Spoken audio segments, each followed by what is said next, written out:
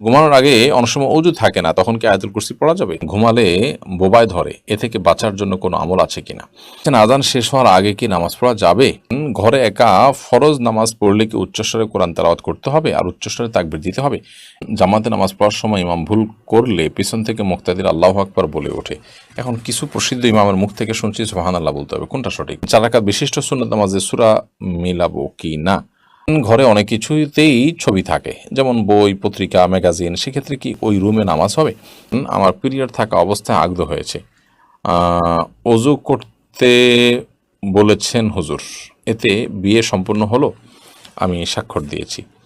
আমার মন মেজাজ সব সময় কেমন যেন খিটখিট হয়ে থাকে, মাঝে মাঝে মানুষের সাথে ভালো কথাও ভালো লাগে না, কি করব?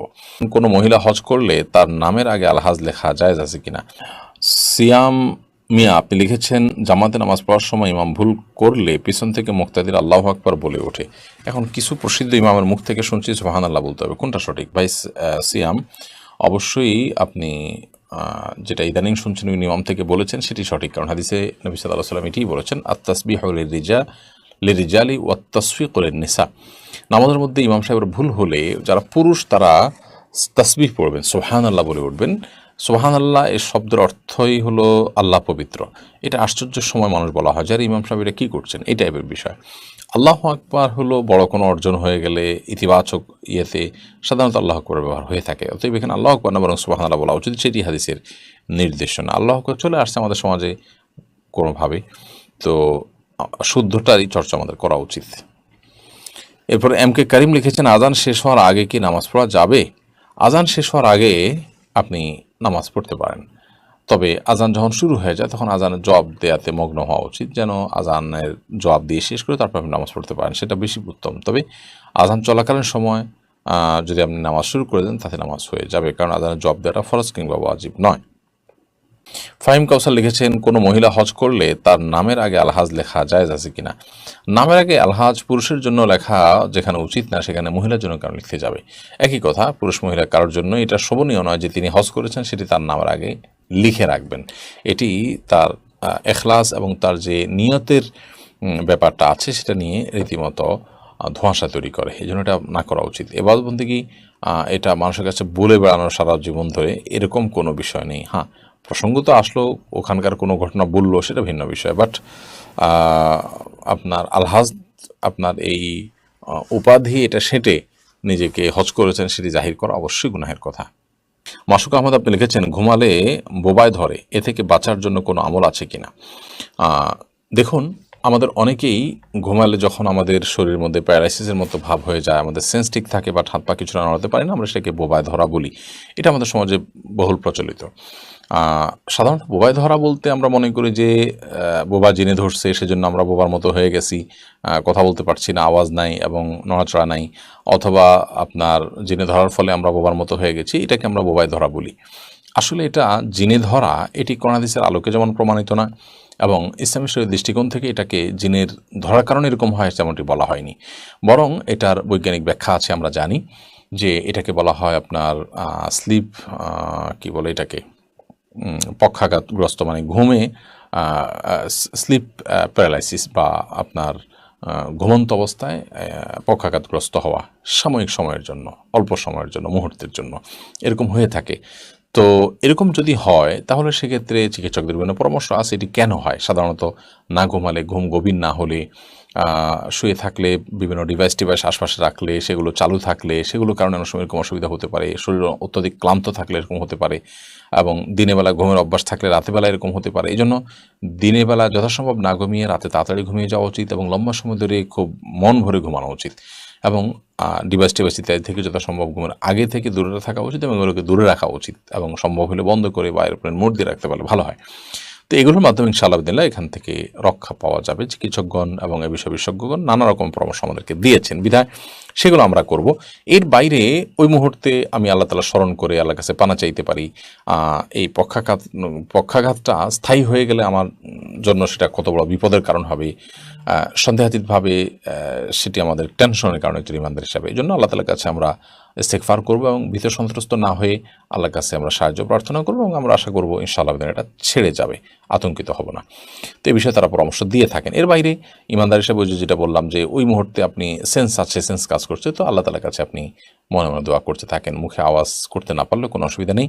এবং পক্ষাঘাতগ্রস্ত মানুষ, প্যারালাইসিস হওয়া মানুষগুলো কত কষ্ট করে, আমরা এই মুহূর্তের জন্য আমরা এতটা ভীত সন্ত্রস্ত হয়ে পড়ি, তাহলে তাদের জন্য সেটি কত কষ্টের কারণ হয় সেটি আমাদের বোঝা উচিত, উপলব্ধি করা উচিত এবং আল্লাহর কাছে শুকর আদায় করা উচিত। আল্লাহ আমাদের সুস্থ রেখেছেন, ভালো রেখেছেন।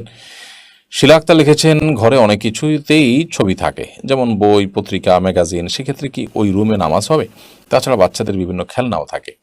বোন শিলা, ঘরে বিভিন্ন আসবাবপত্রে যদি প্রাণীর ছবি থাকে তাহলে সেক্ষেত্রে সেই রুমে, বিশেষ করে এটা প্রকাশ্যে যদি থাকে টাঙানো ইত্যাদি, তাহলে সেখানে নামাজ না পড়ে যেখানে নাই সেখানে নামাজ পড়া উচিত। অথবা ওখানে নামাজ পড়তে হলে সেটিকে যথাসম্ভব ঢেকে কোনো কিছু দিয়ে চাপা দিয়ে তারপরে বা ড্রয়ার ইত্যাদিতে রেখে তারপর নামাজ পড়া উচিত। না হলে এটি মাকরু হবে। তবে সেখানে নামাজ হবে না এরকম না, নামাজ হয়ে যাবে। বন্যা মির্জা লিখেছেন, আমার মন মেজাজ সবসময় কেমন যেন খিটখিট হয়ে থাকে, মাঝে মাঝে মানুষের সাথে ভালো কথাও ভালো লাগে না, কি করব? আপনি কোনো ডাক্তার দেখাতে পারেন, সাইকিয়াট্রিস্ট দেখাতে পারেন, মানসিক কোনো ডাক্তার দেখাতে পারেন। সেই সাথে আপনার এই অবস্থা থেকে উত্তরণের জন্য যদি আপনার মনে হয় এটা হঠাৎ করে হয়েছে, আপনি রুকিয়া বা ঝাড়ফুঁক করাতে পারেন। কারণ অনেক সময় ব্ল্যাক ম্যাজিক অথবা দুষ্টজনের উপদ্রবের কারণেও কিন্তু মানুষের মধ্যে এ ধরনের সমস্যা তৈরি হয়, বিধায় সেই চেষ্টা আপনি করতে পারেন। এমডি আকরাম হোসেন লিখেছেন, ঘরে একা ফরজ নামাজ পড়লে কি উচ্চস্বরে কোরআন তেলাওয়াত করতে হবে আর উচ্চস্বরে তাকবীর দিতে হবে? একা একা যখন আপনি তেলাওয়াত করবেন তখন নীরবে কিংবা উচ্চস্বরে যে কোনোভাবে পড়তে পারেন। যদি অন্য কারো ডিস্টার্বের আশঙ্কা না থাকে আপনি উচ্চস্বরে পড়তেই পারেন। আর তাকবীর বিষয় যেটি, সেটা হলো যে আল্লাহু আকবার, নামাজের কথা আপনি বলছেন। নামাজ যখন পড়বেন তখন উচ্চস্বরে কোরআনে কারিমের তেলাওয়াত আপনি রাতের বেলা নামাজ হলে করতে পারেন, আবার চাইলে নীরবেও পড়তে পারেন। দিনের বেলা নামাজ তো ডেফিনেটলি আপনাকে আস্তে পড়তে হবে এবং তাকবীরগুলো আপনি উচ্চস্বরে দিবেন। সেই সাথে একামত দিবেন। একামত দিয়ে ইমামের যেভাবে নামাজ পড়ায় ঠিক ওইভাবে আপনি নামাজ পড়বেন। উদ্দেশ্য হলো অন্য কেউ যেন আমার তাকবীর শুনে, আমার একামত শুনে আমার সাথে এসে সামিল হয়, যোগ দেয়, এমনকি নফল নিয়তে এসে যোগ দিলেও আপনি জামাতের সওয়াব পেয়ে গেলেন। সেই উদ্দেশ্যে আপনি এটি করতে পারেন। সুমন আহমেদ আপনি লিখেছেন, 4 রাকাত বিশিষ্ট সুন্নত নামাজে সূরা মিলাবো কি না? জি, সুন্নত নামাজ হলে যে সূরা মেলানো লাগবে না ব্যাপারটা সেরকম না। সুন্নত নামাজেও সূরা মিলাবেন।